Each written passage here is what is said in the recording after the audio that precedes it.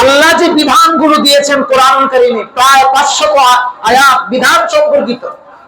এই 500 আয়াতে যে বিধানগুলো মানব জাতির উপকারের জন্য দিয়েছেন, আপনারা কি বিশ্বাস করেন আল্লাহর কোরআনে আল্লাহ যে আইনগুলো দিয়েছেন, এই আইনগুলো মানব জাতির উপকারের জন্য না অপকারের জন্য?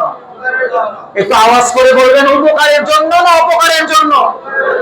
আল্লাহ মানুষ সৃষ্টি করেছেন, আল্লাহ জানেন এই মানুষের কোনটা উপকার আর কোনটা অপকার। কথা বল ঠিক কিনা? আল্লাহ সেটা জেনে বুঝেই মানুষের জন্য বিধানগুলো দিয়েছেন। কিন্তু আমরা মানুষেরা করলাম কি? আমরা মানুষেরা আল্লাহর দেয়া সেই বিধানগুলি দেখে নিজেরা বিধান রচনা করেছি। কথা কম নাকি ঠিক কিনা? আমরা, আল্লাহ বলেছেন এই অপরাধ করলে এই অপরাধের মানব জাতির কল্যাণ হবে, এই শাস্তি। আল্লাহ বলেছেন মানব জাতি তুমি যদি এই অপরাধ করো, এই অপরাধের জন্য আমার পক্ষ থেকে তোমার জন্য শাস্তি হবে, এটা প্রয়োগ করতে হবে। আমরা বলছি না, এইটা না, আরেকটা। কথা কর নাকি ঠিক না? আল্লাহ কি বলছেন এই আয়াতে? সূরা মুহাম্মদ 8 থেকে 9 নম্বর আয়াত, গভীর খেয়াল করুন। আল্লাহ বলছেন আমি যে তাদেরকে বিধান দিলাম, এই বিধানগুলো তাদের কাছে পছন্দ হয় না, অপছন্দনীয় লাগে। যারা আমার বিধানগুলোকে অপছন্দ করেছে তাদের পিছনে সব আমলগুলো আমি বরবাদ করে দিব। এখানে গেলে দেখবেন কত মানুষের আমল যে বরবাদ হয়ে গেছে, ঠিক কিনা? এখানে গেলে কত মানুষের আমল যে বরবাদ হয়ে গিয়েছে। আল্লাহ যেন দয়া করে আমাদেরকে হেফাজত করেন, পড়েন আমিন।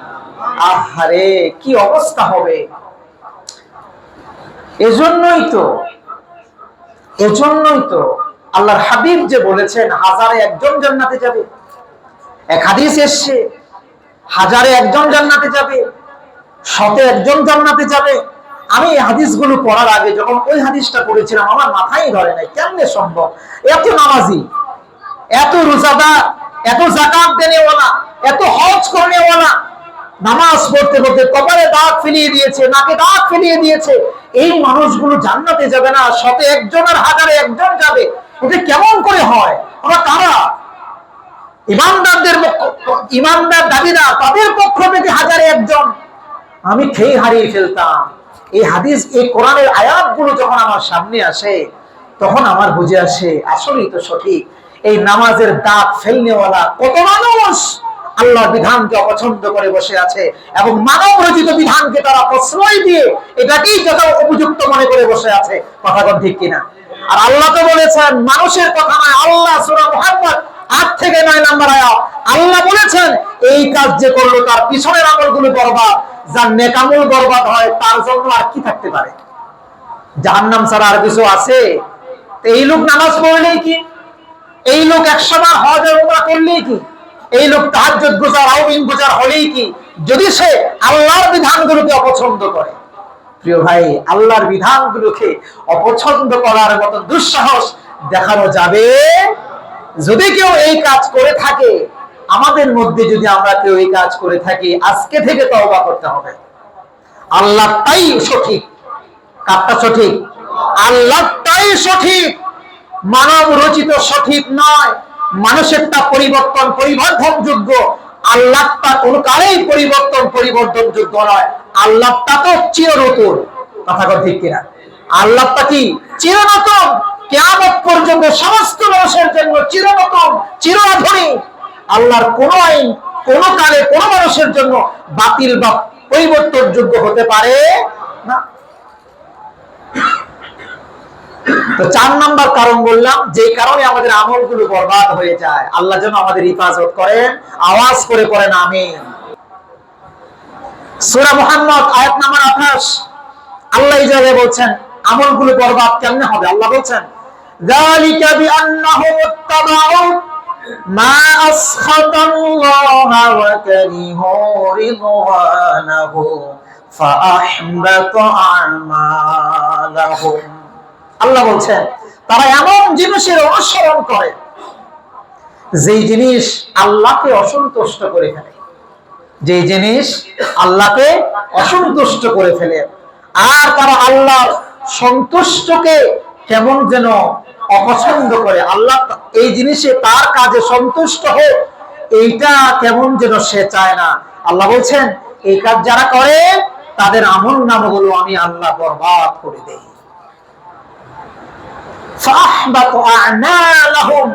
তাদের আমল নামাগুলো বরবাদ। মিলিয়ে দেখবেন আল্লাহ যেই কাজে পছন্দ আমাদের অনেক মানুষের সেই কাজ অপছন্দ। আল্লাহর যেই কাজ অপছন্দ আমাদের অনেক মানুষের সামাজিকতার দোহাই দিয়ে, নানান দোহাই দিয়ে সেই কাজগুলো আমাদের পছন্দ। ঠিক কিনা ভাই? আল্লাহ মাসালাম, আমি একটা উদাহরণ দিচ্ছি ফর এক্সাম্পল। যেমন আল্লাহর কাছে অপছন্দনীয় কাজ হলো গান বাদ্য। একটা অপছন্দনীয় কাজ কি? গান বাদ্য। এটা আল্লাহর কাছে পছন্দনীয় না অপছন্দনীয় বলেন তো? বাজনা সহকারে গান বাদ্য, অশ্লীল গান বাদ্য, এগুলো কি আল্লাহর কাছে পছন্দনীয় না অপছন্দনীয়? অপছন্দনীয়।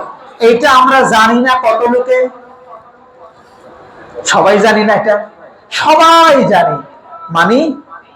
সবাই মানি না। তার মানে আল্লাহ যেটা অপছন্দ করছেন এটা আমি নিজের জন্য পছন্দনীয় করে নিয়েছি। আল্লাহ বললে কি হবে? একটু শুনি না, না একটু শুনি না। কত যুবককে রাতের পর রাত কানে ইয়ারফোন লাগিয়ে না গান শুনতে শুনতে শুনতে শুনতে ফজর পার করে, এরকম আছে না নাই? যুবক, তোমাকে আমি একটা কথা মনে করিয়ে দেই, আল্লাহর হাবিব বলেছেন যে যে অবস্থায় মারা যাবে কিয়ামতের ময়দানে সে সেই অবস্থায় উঠবে। হাদিস সহিহ।